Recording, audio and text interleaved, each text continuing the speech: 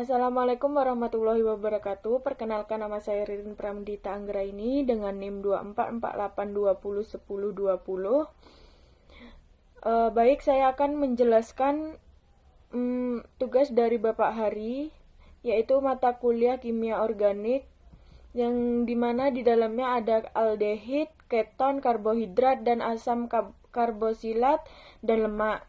Baik, saya akan menjelaskan langsung. Yang pertama itu ada aldehid.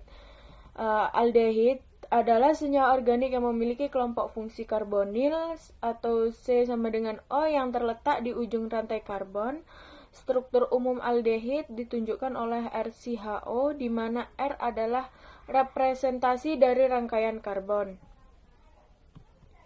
Sifat kimianya yaitu aldehid cenderung relatif dan dapat mengalami reaksi oksidasi menjadi asam karboksilat. Mereka juga dapat bereaksi dengan alkohol untuk membentuk hemiasil dan asetal serta terlibat dalam reaksi kondensasi.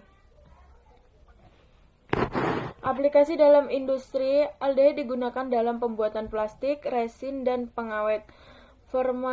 Formaldehida sebagai contoh digunakan untuk dalam produksi bahan bangunan dan produk pembersih. Yang selanjutnya, yang kedua, yaitu ada keton. Keton adalah senyawa organik yang memiliki kelompok fungsi karbonil atau C sama dengan O yang terletak dalam posisi rantai karbon, ditunjukkan sebagai R1C sama dengan O atau R2, di mana R1 dan R2 adalah anggota rantai karbon. Reaksi kimia keton. Keton itu mengalami reaksi sebagaimana aldehid, namun tidak dapat teroksidasi menjadi asam karbosilat. Mereka dapat berpartisipasi dalam reaksi adisi dan reaksi enol. Peran metabolismenya yaitu keton memainkan peran penting dalam metabolisme energi, terutama dalam keadaan puasa atau diet rendah karbohidrat, dengan berfungsi sebagai sumber energi alternatif untuk sel.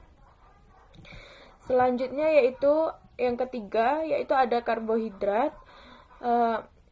Karbohidrat itu dibagi menjadi 3 kategori utama, yaitu monosakarida, oligosakarida, dan polisakarida. Yang pertama, monosakarida adalah gula sederhana seperti glukosa dan fruktosa. Oligosakarida terdiri dari 2 sampai 10 monosakarida yang terhubung. Sementara polisakarida adalah rangkaian panjang monosakarida seperti pati dan selulosa. Fungsi biologis. Karbohidrat berfungsi sebagai sumber energi utama bagi tubuh.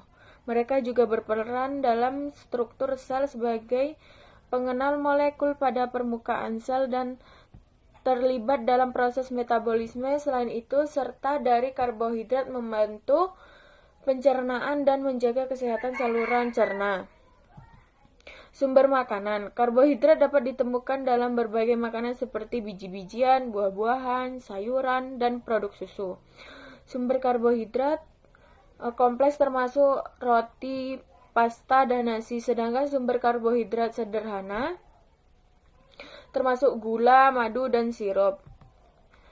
Yang selanjutnya, yang keempat, itu ada asam karboksilat.